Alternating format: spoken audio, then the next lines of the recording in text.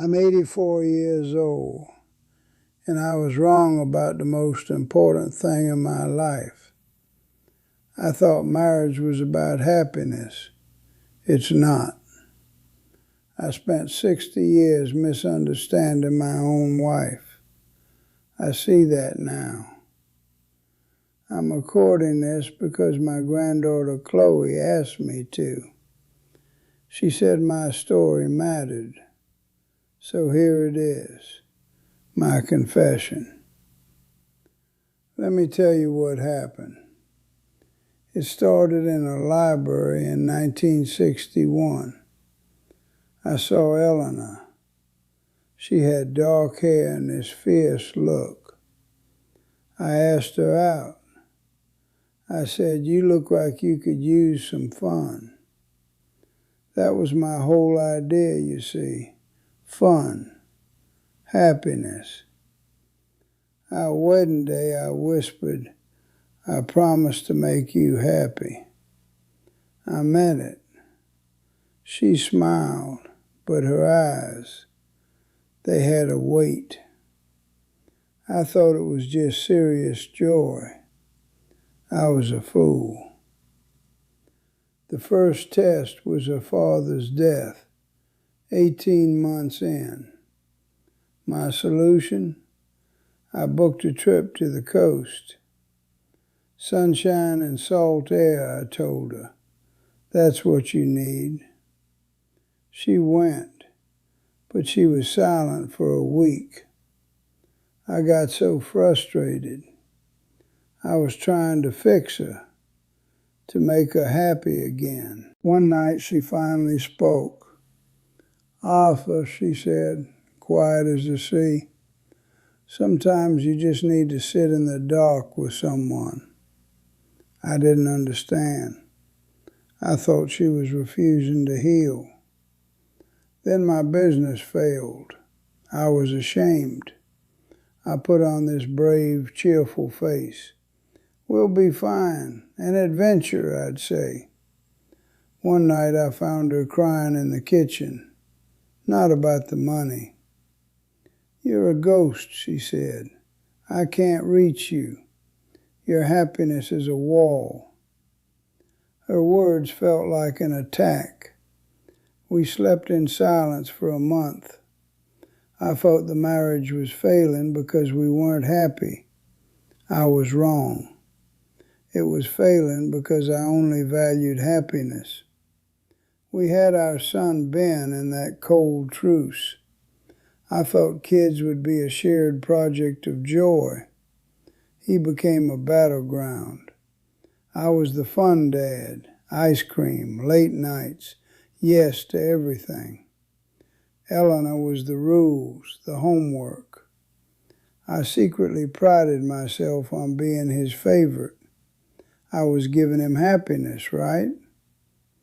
One night I overruled her and took him to a movie on a school night. She didn't fight, she just looked at me.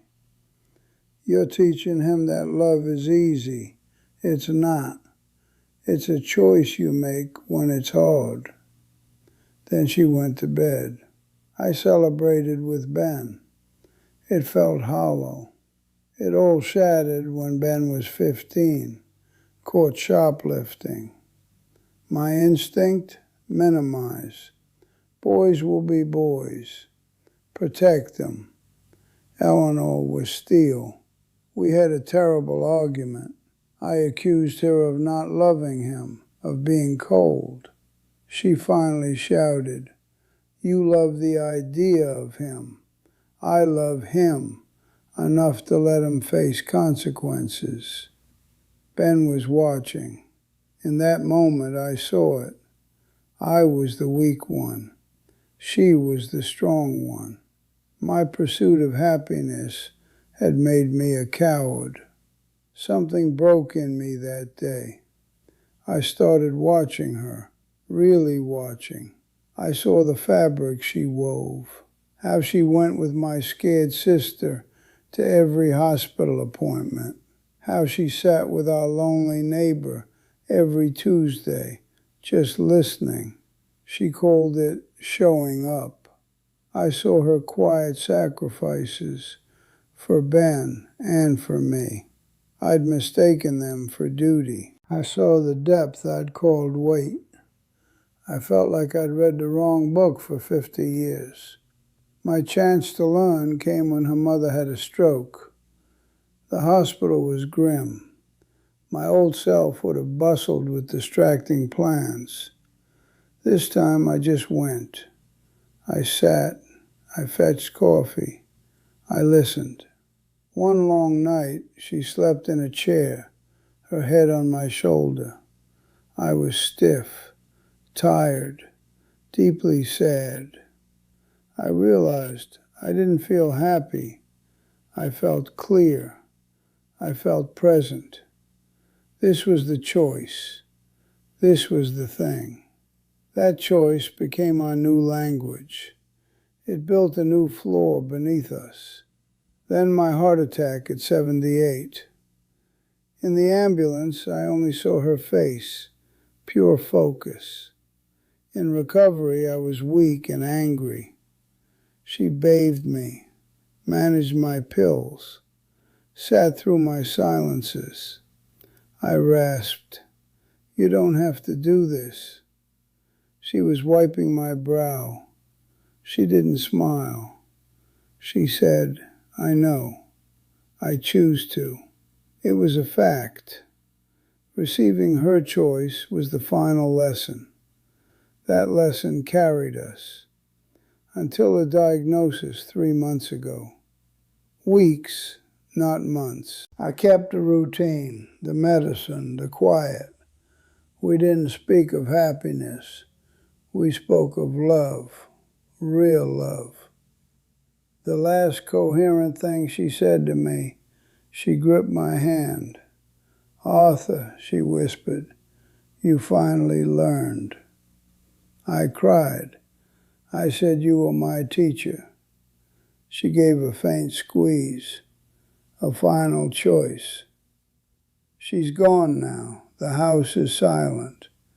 I'm not happy, but I am whole. Grief isn't the absence of happiness. It's the presence of a love with nowhere to go. And that is a sacred thing. So here's the truth. Marriage isn't about happiness. It's about choice. The daily, relentless choosing of the other person. Happiness is weather. Choice is bedrock. Eleanor chose me every day. It took me 60 years to learn to choose her back. Don't wait as long as I did. Look at the person beside you. Don't ask if they make you happy. Ask if you are choosing them right now, in this quiet moment. Then do it again tomorrow. That's the whole story. But Chloe, you wanted the real story, the one behind the words. So I'll try. After my heart attack, things were different. Not perfect. We still argued about the thermostat and who forgot to buy milk. But the ground beneath us was solid now. It was the ground of choice. We'd walk to the park, slow, my hand on her arm. We didn't talk much. We just were there, together. I finally understood the quiet. It wasn't emptiness. It was fullness. A choice so deep it didn't need announcing. Then she started getting tired, more than usual. She'd fall asleep in her chair by 3. I'd put a blanket over her. I didn't suggest a trip. I didn't say we needed to get her energy up. I just sat in the other chair and read. I chose to be there in the tiredness with her. I didn't know that was practice. I didn't know what was coming. The diagnosis was a Tuesday. The doctor said words I can't even repeat now. Fast, aggressive, weeks, maybe 2 months. The world didn't go dark. It got very, very sharp. Every detail of the room was clear. The pattern on the floor, the sound of the air vent. Eleanor's hand in mine was cold. She didn't cry. She just nodded. She said, "Okay, then we go home." That was her first choice after the news, to go home. We went home. I became a machine of care, pills, meals, schedules. I learned to change sheets with her in them. I learned to be gentle. I'd wake up in the night just to check she was breathing. One afternoon, she was in bed, so thin, the light was coming in. She said, "Arthur, come lie down." I got in beside her, careful not to jostle. We just lay there. She said, "Do you remember the library?" I said, "Of course I do." She said, "I thought you were so silly, all that talk about fun." I laughed. It hurt to laugh. She said, "But you were so persistent. You chose me that day, too. You just called it the wrong name." That was the last long thing she said to me. The days got shorter. She slept more. I held a cup for her to sip. I wiped her chin. I didn't feel noble. I felt scared and angry and so sad I couldn't breathe sometimes. But I showed up. That was my choice, every minute. The last night she was restless. I was holding her hand. Suddenly her eyes opened. They were queer. She looked right at me. She gripped my hand hard. She whispered, "Arthur, you finally learned." I cried. I couldn't stop. I said, "You were my teacher." She gave my hand the smallest squeeze. Then she closed her eyes. She slipped into a sleep she didn't wake up from. 2 days later, she was gone. That squeeze, that was her last choice, her last gift to me, to tell me I'd understood. That squeeze, that was her last choice, her last gift to me, to tell me I'd understood. And then she was gone. The funeral was a blur. People talking. Ben holding my arm. Chloe crying. I just sat there. I went home to the empty house. And that's when it hit me. The real cost. I walked from room to room. And I saw all the years I'd missed. Not the big moments. The small ones. The thousands of mornings I'd been busy planning some fun, some distraction, while she was just living, building a life. I went into the kitchen. I saw the little chip in the sink edge from where I dropped a pot 50 years ago. She'd never fixed it. She'd said it gave the house character. I thought she was just being frugal. Now I saw it was a choice, to love the imperfect thing, to choose it anyway. I slept in our bed. Her pillow still smelled like her. I broke then. I cried so hard I couldn't breathe. I was angry at myself. 60 years. I'd had 60 years with this remarkable woman. And I'd spent most of them trying to entertain her, to make her smile on my schedule. I'd treated her like a project, not a person. The weight in her eyes that first day, that was her seeing right through me. She knew what I was, and she chose me anyway. That's what destroyed me. She had seen the fool I was, and she had stayed. The hardest moment came a week later. I was cleaning out her nightstand. I found a notebook, just a small, cheap thing. I opened it. It wasn't a diary. It was a list. Dates, times, short notes. March 14, 1998. Arthur talked about his father today. First time in years. Listened.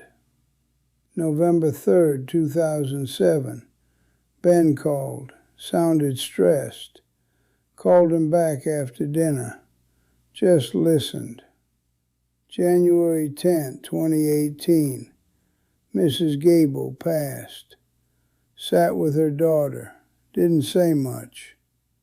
Page after page. Decades of it. My whole life. Our whole life. Reduced to these tiny acts of attention, of presence. This was her record. Not of happiness, of choice. The last entry was just 2 weeks before her diagnosis. It said, Arthur noticed the roses were blooming. He didn't just look. He saw. He brought me one. I sat on the floor and I wept. I'd finally given her something real. And she'd noted it. She'd borne witness to my belated, stumbling growth. It was the most beautiful and terrible thing I'd ever seen. The cost was the time. The sheer, stupid, wasted time. I could have been her partner in that quiet work from the beginning. I could have carried some of that weight with her instead of adding to it. We could have had a different 60 years, a deeper one, softer. I lost that. We lost that. Because I was chasing a feeling. I thought the grief would kill me. It felt like it should, but it didn't. I kept waking up. I kept making tea for one. I'd sit in her chair in the garden, and slowly a terrible, quiet understanding started to come. This pain, this specific, wrenching agony, it was the direct result of her love, of her choices. You can't feel this kind of loss for something that was shallow. This devastation was the proof of the depth we'd finally found. The house was empty of her, but it was full of the evidence of her choosing. And my choosing too at the end. It was all still there, in the chipped sink, in the rose bush, in the quiet. I wasn't okay. I would never be okay again. But I was here, in the life we'd built. And for the first time, I was truly in it, alone, but not separate from her. The choice had outlasted her. It was still here. And I had to decide every morning to keep living in it. And I had to decide every morning to keep living in it. So here's what I learned sitting in this quiet house. I was wrong about love. I thought it was a foundation you built once on a sunny day, and then you got to live in the house forever. It's not. It's a door you walk through every single morning. You wake up and you choose, do I walk through that door today? Eleanor walked through it for 62 years.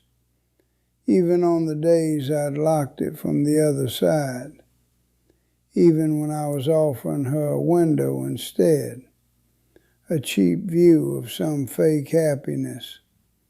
She just kept choosing the door. The mistake I made, the one I see so many people make, is we confuse the decoration for the structure. We think the laughter, the vacations, the easy days, we think that's the house. It's not. That's the pictures on the wall. Lovely, but they can fall down. The structure is the choice. The I am here. When my business failed, I was offering her a new coat of paint while the beams were cracking. She didn't want paint. She wanted to hold the hammer with me in the dark and shore up the beams. I wouldn't let her. I thought sadness was the enemy. I didn't know it was just another room in the house, and if you don't go in there together, you're not living in the whole place. And with Ben, I thought giving him joy was giving him love. I was giving him candy for dinner and calling it nutrition. Eleanor was the one making the meal, the boring, essential vegetables and protein of real love, boundaries, consequences, presence. I was teaching him to run from anything hard. She was teaching him how to stand. When she said, "You love the idea of him," she cut right to the bone. I loved the happy version of my son. She loved the actual boy, the one who could make terrible mistakes. Loving an idea is easy.